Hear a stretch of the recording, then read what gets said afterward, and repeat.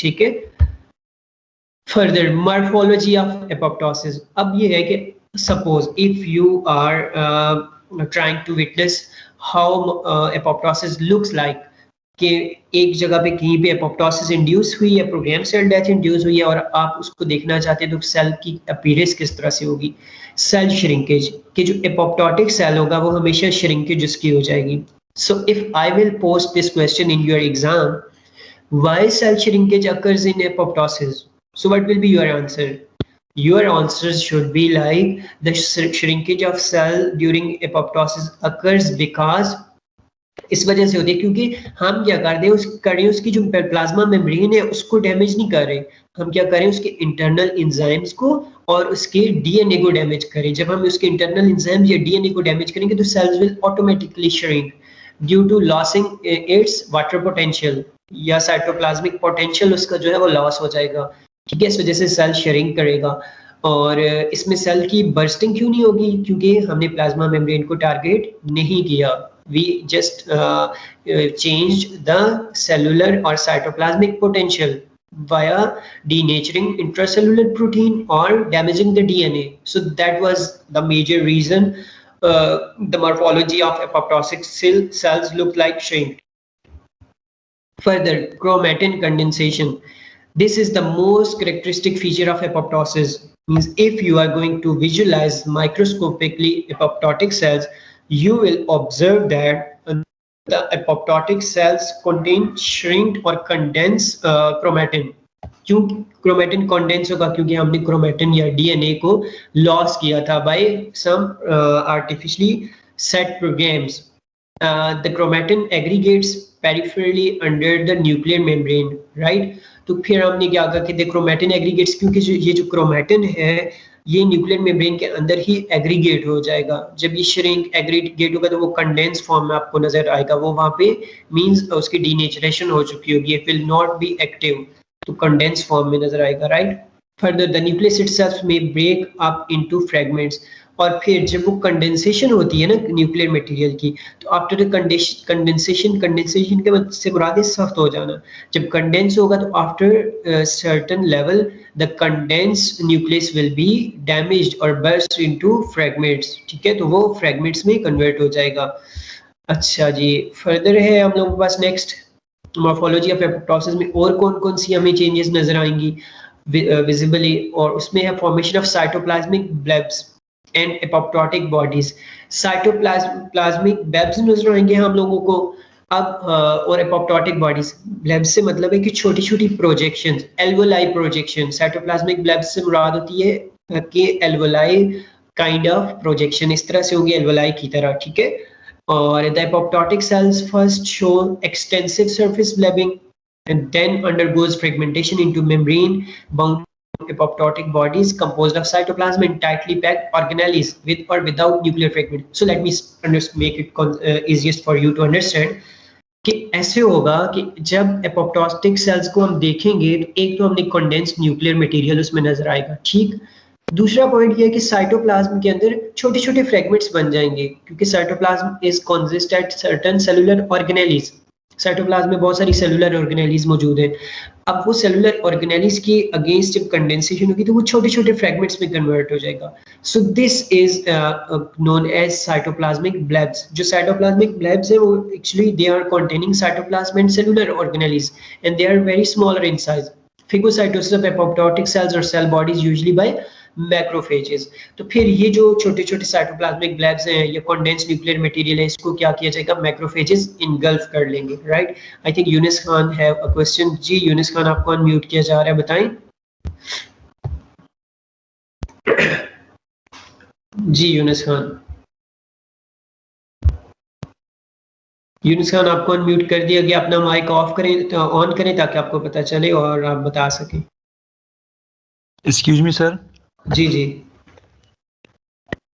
Sir, Younis Khan आपकी आवाज नहीं आ रही। जी जी हेलो सर। सर जी, इससे पहला जो स्लाइड था सर, इसमें थोड़ा सा दोबारा एक्सप्लेन करें सर। वो इसमें थोड़ा इशू आ रहा था सर जी आपकी साउंड का। अच्छा, ये वाली जो मॉर्फोलॉजी ऑफ इससे एपोप्टोसिस। जो पहला इस इससे जो पहला था सर वो अच्छा जी, ये वाला। दूसरा पॉइंट। जी सर, ये वाली। इससे जो जी sir, chromatin condensation sir. Exactly exactly. हम ये जी कहते हैं कि हम लोगों के पास जब भी कोई एपोप्टोटिक सेल है, ऐसा सेल जिसकी हमने खुद डेथ करवाई है, जिसकी प्रोग्राम सेल डेथ करवाई है हमने, तो अब उस सेल की अगर हम मॉर्फोलॉजी देखेंगे, उसकी शेप देखना चाहेंगे कि how that cell looks like, किस तरह का हमें नजर आएगा, नॉर्मल सेल से कैसे डिफरेंट होगा। तो एपोप्टोटिक सेल नॉर्मल सेल से इस तरह से डिफरेंट होगा कि उस सेल की श्रिंकेज हुई होगी, उसका साइज छोटा हुआ होगा, फर्स्ट थिंग। सेकंड क्या होगा, उसका क्रोमेटिन जो न्यूक्लियर मटेरियल है, जो उसका डीएनए है, ठीक है, वो कंडेंस होकर बिल्कुल सख्त हो जाएगा। This is the most characteristic feature of, means कि सबसे ज्यादा आसानी से अगर आप पहचान करना चाहें कि एपोप्टोटिक सेल की, तो आपको उसमें कंडेंस न्यूक्लियर मटेरियल नजर आएगा। और कंडेंस न्यूक्लियस मटेरियल फिर कुछ टाइम के बाद क्या होगा कि उसकी ब्रेक डाउन हो जाएगी, क्योंकि जब वो बहुत ज्यादा सख्त हो जाएगा न्यूक्लियर मटेरियल, तो after certain time cell will not tolerate, nuclear membrane will burst out, nuclear membrane will not tolerate the condensed nuclear material. That's why there will be chances of its breakdown. तो इसकी फिर breakdown हो जाती है condensed nuclear material की। अब इसका मतलब है एक्सक्यूज मी सर। जी जी। सर जी हम तो प्रोग्राम्स में हम तो मतलब डीएनए को टारगेट करते हैं ना सर, तो इसमें सर न्यूक्लियस पे मतलब नेगेटिव इफेक्ट पड़ेगा सर जी न्यूक्लियस पे सर? वाई नॉट, क्यों नहीं बढ़ेगा। जब हम डीएनए को टारगेट कर रहे हैं, हमने कहा कि प्रोग्राम सेल डेथ में हम डीएनए को या साइटोप्लाज्म को के में एंजाइम्स को हम टारगेट करते हैं। तो अब डीएनए को जब टारगेट किया, उसने अपनी एक्टिविटी लॉस कर दी। जब डीएनए अपनी एक्टिविटी लॉस कर जाएगा तो वो टर्जिड हो जाएगा, सख्त हो जाएगा, ठीक है।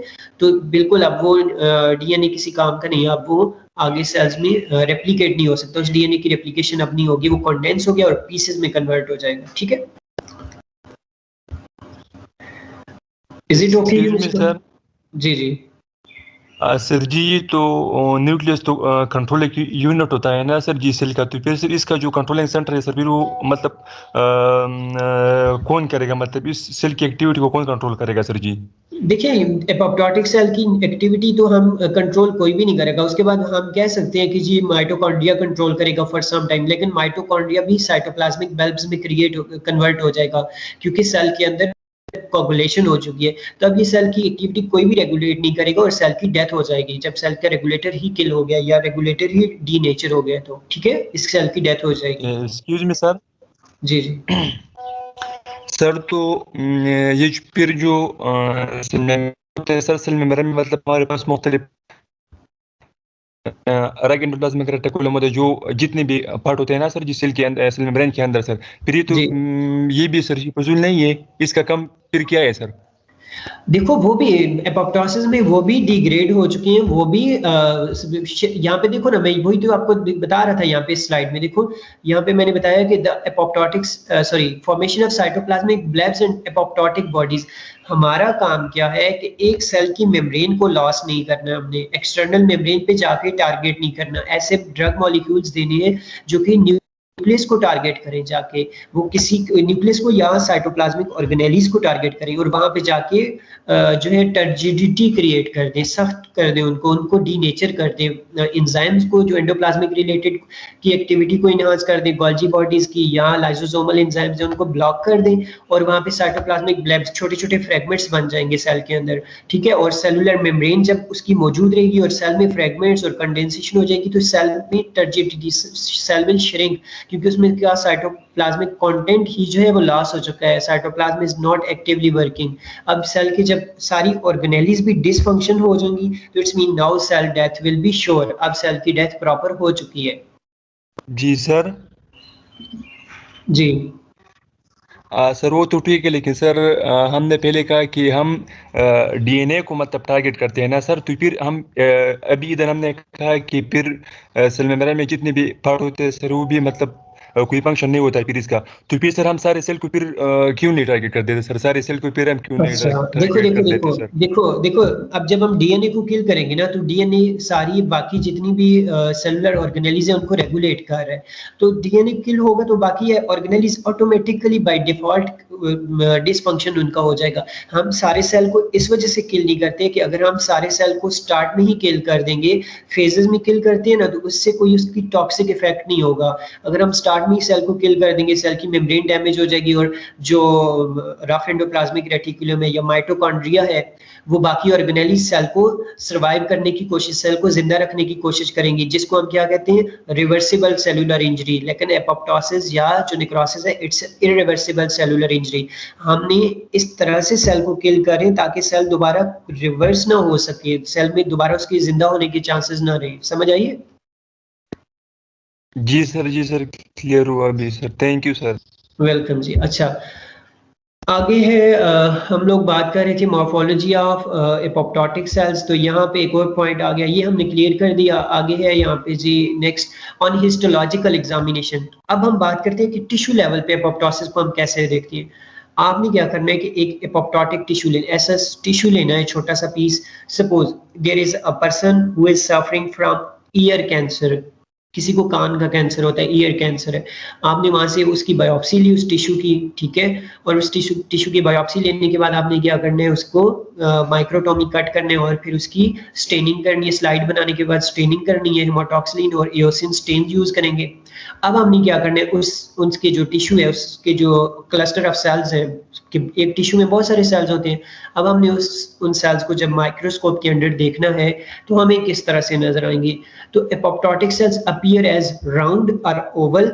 अब वैसे तो जो सेल की एक नॉर्मल सेल की शेप होती है, it will be kind of Oval kind होती है, लेकिन एपोप्टोटिक सेल किस तरह से नजर आएंगे, ये भी राउंड नजर आएंगे, ओवल नजर आएंगे, mass of intensely eosinophilic cytoplasm.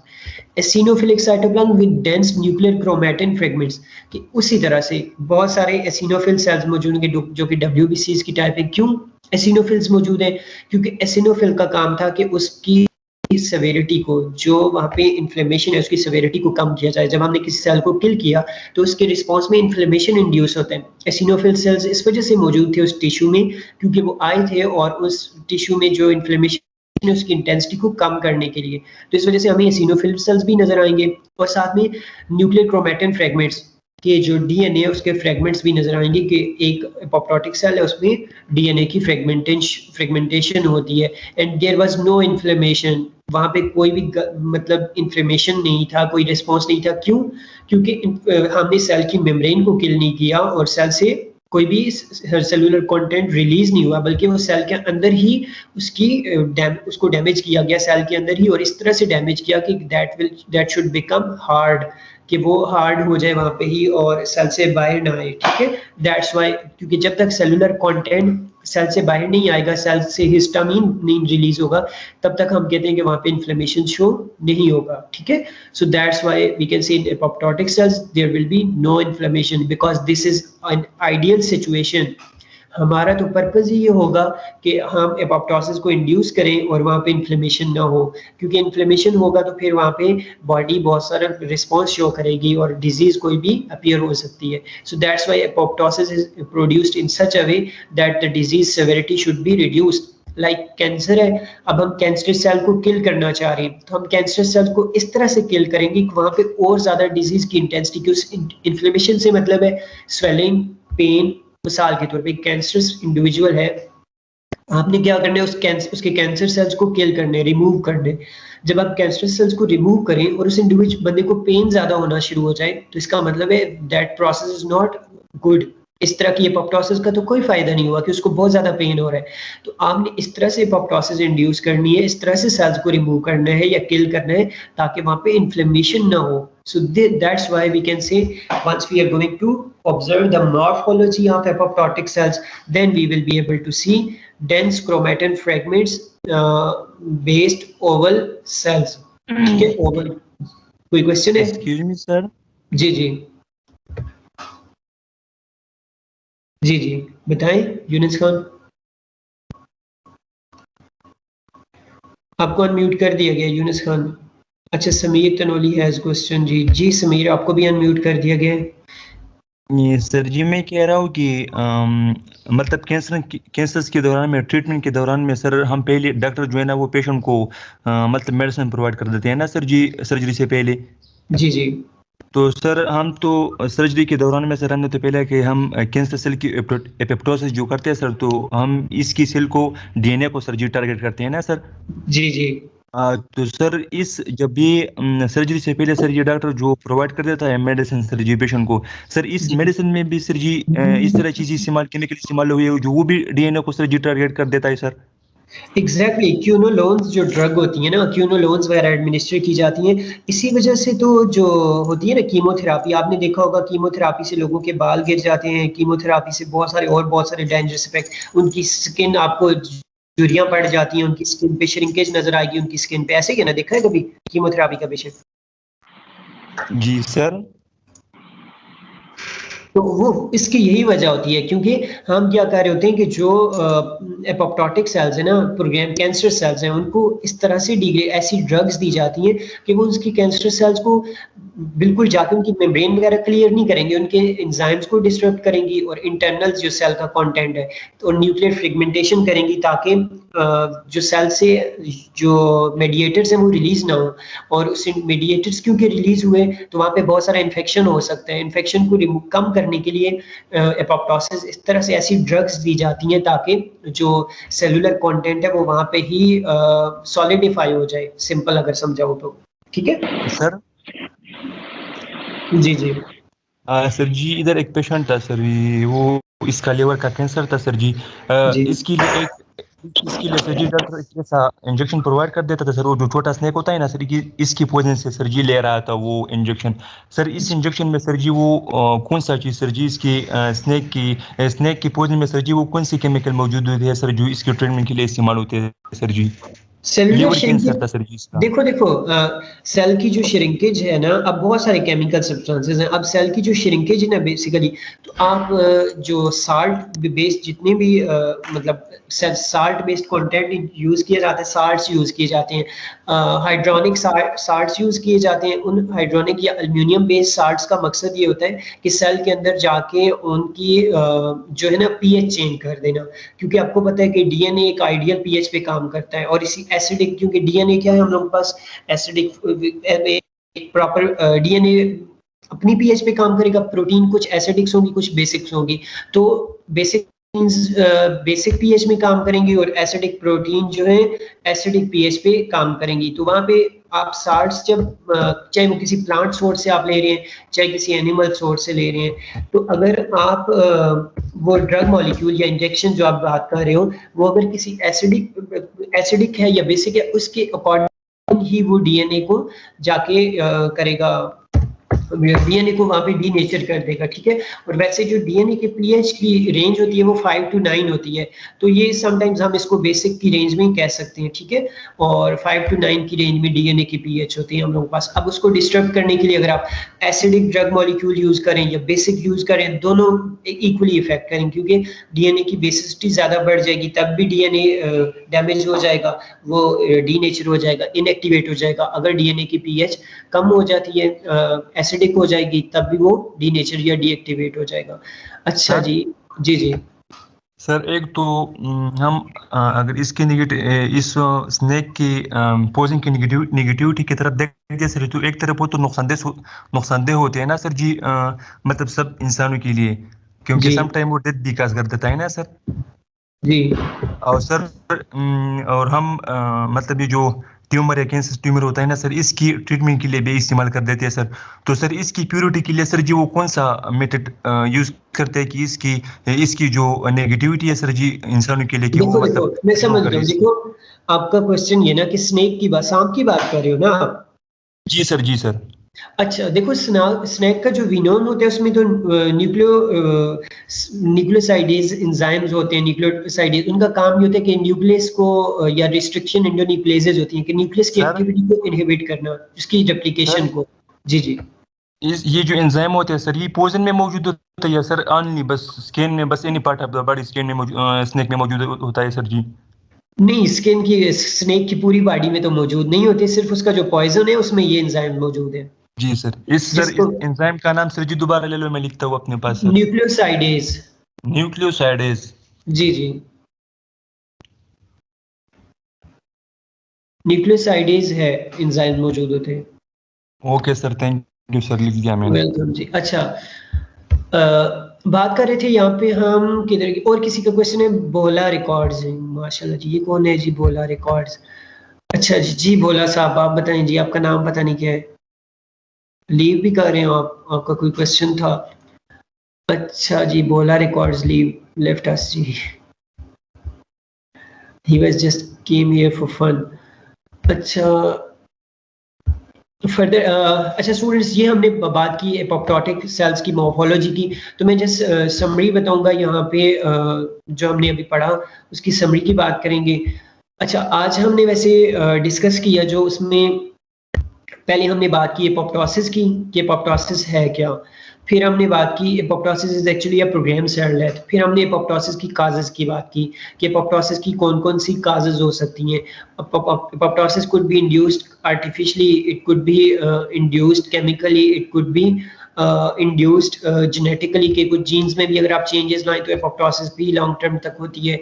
और फिर हमने काजेस के बाद एपोप्टोसिस की टाइप्स की बात की, मॉर्फोलॉजिकल बेस पे के मॉर्फोलॉजी के लिहाज से सेल्स किस किस तरह से हमें नजर आएंगे, और हमने फिर पैथोलॉजिकल बिहाफ पे भी बात की, एपोप्टोसिस इन पैथोलॉजिकल कंडीशंस और फिर एपोप्टोसिस इन एडॉप्टिव कंडीशंस। तो तीन तरह से हमने बात की एपोप्टोसिस की। फिर हमने सेल्स को हमने कहा कि अगर उनकी मॉर्फोलॉजी देखें तो मॉर्फोलॉजी में सेल्स में श्रिंक हुए हुए सेल नजर आएंगे हमें, और उसमें उनमें न्यूक्लियर फ्रेगमेंटेशन होगी, और न्यूक्लियर फ्रेगमेंटेशन के साथ साथ वहाँ पे एसिनोफिल्स भी मौजूद होंगे, और हमें ये शो करते हैं कि वहाँ पे एपोप्टोसिक सेल्स मौजूद हैं। So this was all about apoptosis. So our second lecture is